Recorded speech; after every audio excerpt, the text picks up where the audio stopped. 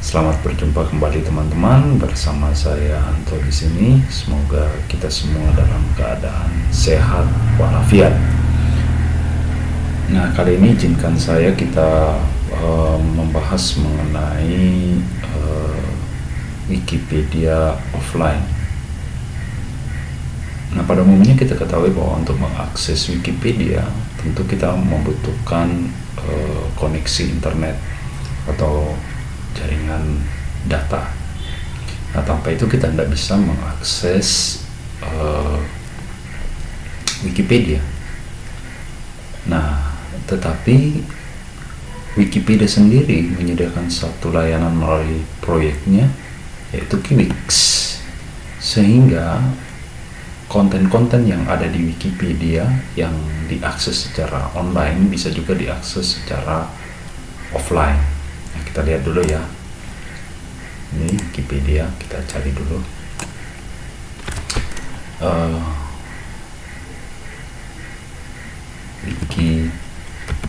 Wikipedia offline ya adalah maaf teman-teman, saya belum connect ke jaringan wifi. Saya connect dulu ya.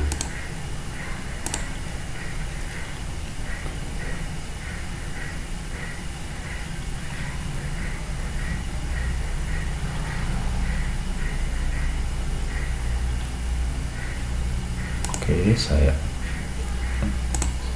coba lagi.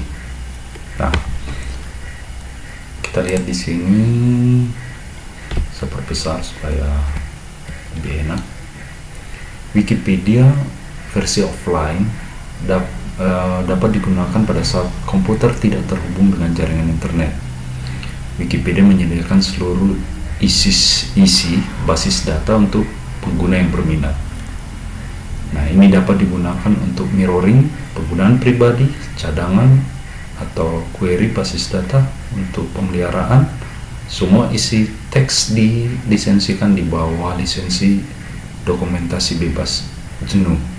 Nah, ini nanti kita bahas mengenai GNU ini suatu saat. Jadi intinya ini boleh kita ambil, boleh kita sebarkan, ya, tanpa kita takut melanggar lisensi. Nah, karena lisensinya ini bebas. Jadi sekali lagi, Wikipedia ini kita bisa akses tanpa jaringan internet. Nah, untuk mengakses jaringan internet,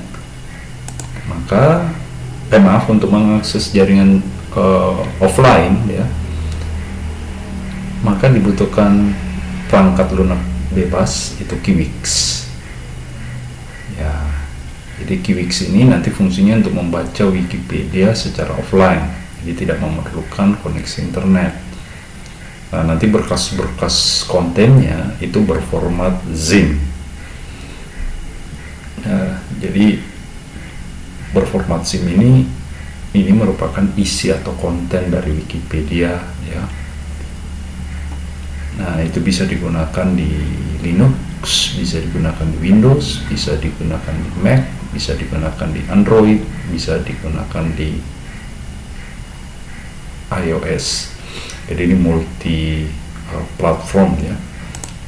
Nah, jadi kita berterima kasih sama ini ya. Orang ini memang luar biasa memberikan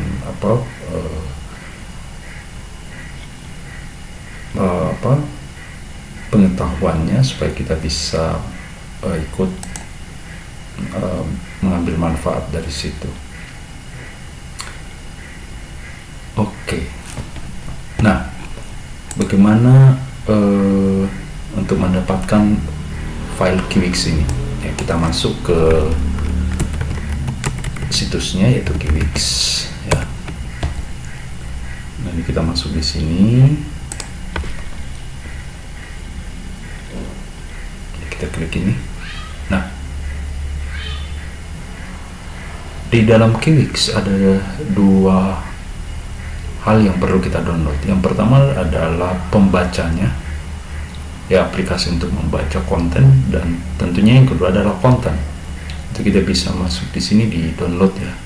Tapi kita lihat dulu sekilas ya. Jadi ini tujuannya menyebarkan pengetahuan melalui free software, melalui software bebas ya,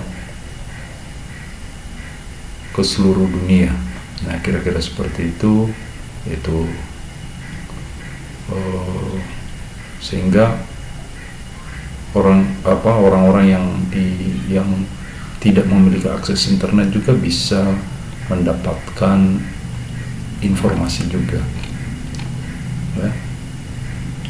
Nah, ini dikasih contoh misalnya di Kuba, karena Kuba ini layanan internetnya juga belum baik. North Korea karena lebih pada ketertutupan negara Korea Utara itu sendiri terhadap dunia luar ya, jadi kadang-kadang informasi itu diselundupkan ya, entah melalui flash disk, entah melalui micro SD, bukan yang kecil-kecil yang tidak mudah di sweeping oleh aparat Korea Utara. Dan juga misalnya di Ghana ya, ini Ghana di salah satu negara di Afrika. Nah, mereka memakai informasi-informasi dari Kiwix ini untuk sekolah-sekolah mereka ya, karena tentu infrastruktur ini hampir mirip dua-dua ini, infrastruktur internet mereka yang kurang baik. Nah, kalau Korea Utara ini lain kasus ya, karena pemerintahnya yang tertutup terhadap dunia luar dan memblok di mana warga di Korea Utara itu tidak bebas untuk mengakses internet. Nah, sehingga pengetahuan menjadi terbatas. Nah, jadi saya rasa ini Kiwix satu proyek sosial yang amat mulia ya, untuk men-share pengetahuan ya, jadi siapapun boleh mengakses pengetahuan itu secara bebas. Nah, saya kembali lagi, kita masuk ke download untuk mengambil atau mengunduh materinya. Nah, ini disesuaikan dengan platform yang kita pakai atau teman-teman pakai. Di sini bisa, kalau teman-teman menggunakan Windows boleh mendownload Windows, Android, Mac, iOS, dan Linux. Nah, karena kebetulan saya menggunakan GNU Linux dan Android, maka dua ini yang saya download untuk pembacanya ya, aplikasi pembacanya. Nah, itu kita tinggal download ya, misalnya saya tunjuk saja. Kalau teman-teman menggunakan Windows, tinggal klik saja ini Windows, tunggu beberapa saat, dan kemudian nanti kita tinggal klik OK. Nah, besaran filenya itu kurang lebih 105 MB ya untuk Windows. Nah, kalau untuk Android ya, ini langsung kita diarahkan ke Play Store, nanti kita download sendiri ya. Oke, saya kembali dulu ke Kiwix-nya. Nah, untuk Linux kita menggunakan ada dua, bisa menggunakan bisa kita mendownload binarinya. Ini binari itu paketnya yang sudah lengkap ya. Bisa kita juga menggunakan GNU FlatHub. Nah, ini dua-dua. Nah, misalnya kalau untuk Ubuntu 20.04.1 yang seperti yang saya pakai ini agak bermasalah ya di binaris ini, jadi saya lebih menggunakan ini karena lebih pas. Nah, selain aplikasi pembaca, kita juga bisa mendownload yaitu materinya ya, materi atau kontennya, ini konten package. Nah, ini yang pasti besar teman-teman, konten package-nya.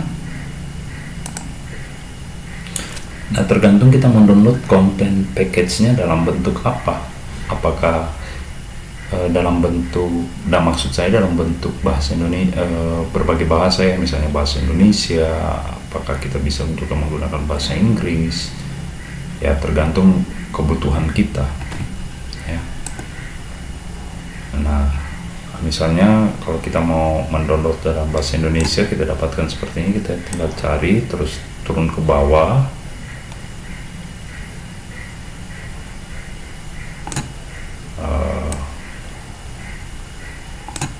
Ini sudah lewat ya, kita lihat dulu. Nah, ini dia. Jadi besaran filenya ini 5,7 GB. Nah, di dalamnya tentu berbagai macam artikel ya, artikel-artikel yang ada, karena sebenarnya Wikipedia ini adalah ensiklopedia. Kalau teman-teman pasti lebih tahu lah, ensiklopedia itu kurang lebih ringkasan seluruh ilmu pengetahuan ya, atau mungkin tertentu ya. Jadi bisa dia terdiri dari beberapa macam ringkasan ilmu pengetahuan, atau mungkin beberapa dari ilmu pengetahuan itu sendiri. Nah, saya kembali lagi. Jadi ini khusus untuk bahasa Indonesia, tapi kalau teman-teman merasa kurang puas karena kontennya mungkin tidak lengkap, ini ada satu lagi, yaitu tentu bahasa Inggris ya. Jadi kalau kita mau pengetahuan yang lebih besar ya, tentu kita mengaksesnya melalui bahasa Inggris ya.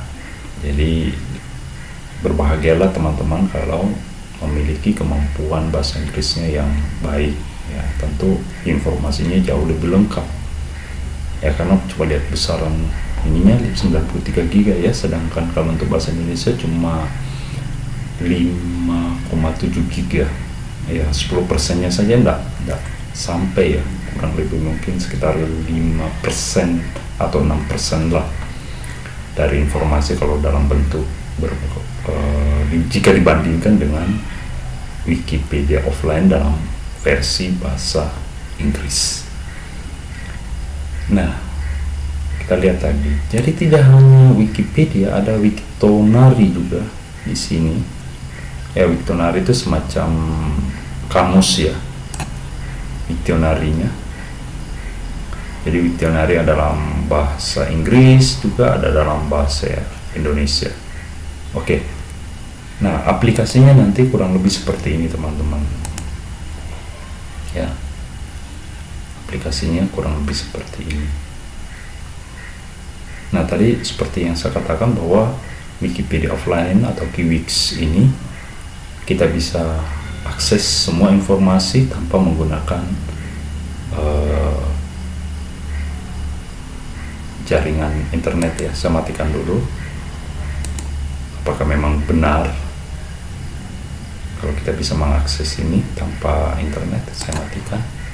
Oke. Saya coba untuk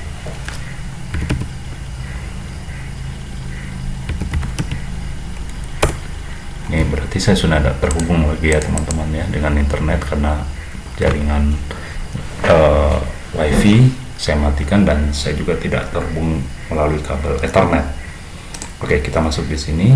Ini kebetulan saya masukkan ada beberapa ini, ada Wikipedia dalam bahasa Indonesia, dalam bahasa Inggris, ini Wiktionary atau kamus dalam bahasa Indonesia dan kamus dalam bahasa Inggris. Coba kita akses dulu yang Wikipedia offline dalam bentuk bahasa Indonesia atau Kiwix ini. Kita klik open. Nah, ini ya, kira-kira tampilannya seperti ini teman-teman ya. Nah, coba kita pelan-pelan ya.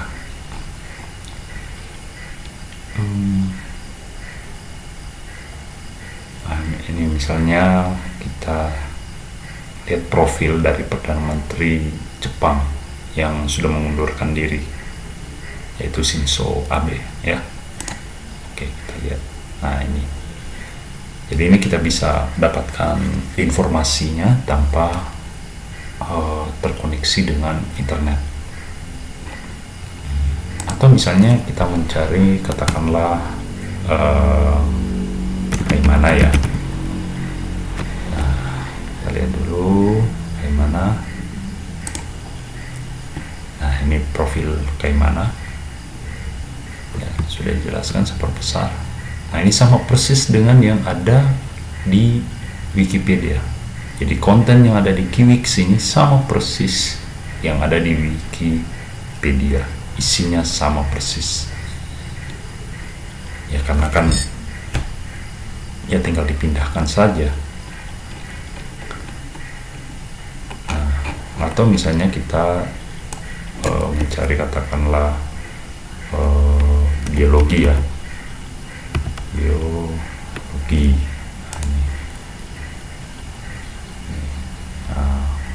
Misalnya kita klik mengenai evolusi, kita cari misalnya gen. Nah, ini semua dijelaskan di sini ya. Kita cari misalnya Gregor Mendel dan seterusnya. Atau misalnya ekonomi ya. Nah, ini dijelaskan semua di sini. Ekonomi adalah ilmu sosial yang mempelajari bla bla bla bla dan seterusnya. Nah, kategori umum ada ekonomi mikro, makro, sejarah pemikiran ekonomi, metodologinya, bidang dan subbidang ya, dan seterusnya. Nah, jadi dengan kita memiliki Kiwix ini sangat membantu kita dalam memperoleh informasi yang dibutuhkan, khususnya untuk daerah-daerah yang tidak dijangkau oleh layanan internet. Apakah itu terutama sekolah-sekolah ya, kasihan sekali kalau mereka tidak mendapatkan itu dan mereka hanya terfokus pada buku pelajaran. Tapi kalau ada seperti ini pasti akan jauh lebih baik lagi. Jadi bukan berarti menggantikan misalnya peran buku, tidak, tetapi ini melengkapi informasi selain misalnya didapatkan dari buku, kalau itu khusus untuk sekolah. Atau bisa juga dijadikan sebagai perpustakaan pribadi ya. Saya berarti kesimpulannya bahwa ini sangat baik dan saya merekomendasikan ya, kalau ada teman-teman yang ingin mendapatkan ini secara free, secara bebas, dan bisa diaplikasikan dalam berbagai hal, terutama yang berkaitan dengan pendidikan, tanpa kita selalu tergantung dengan infrastruktur internet. Ya, mudah-mudahan ini memberikan manfaat. Kalau ada kekurangan dari penjelasan saya mohon maaf sebesar-besarnya. Dan teman-teman jangan lupa untuk like, share, dan subscribe. Terima kasih.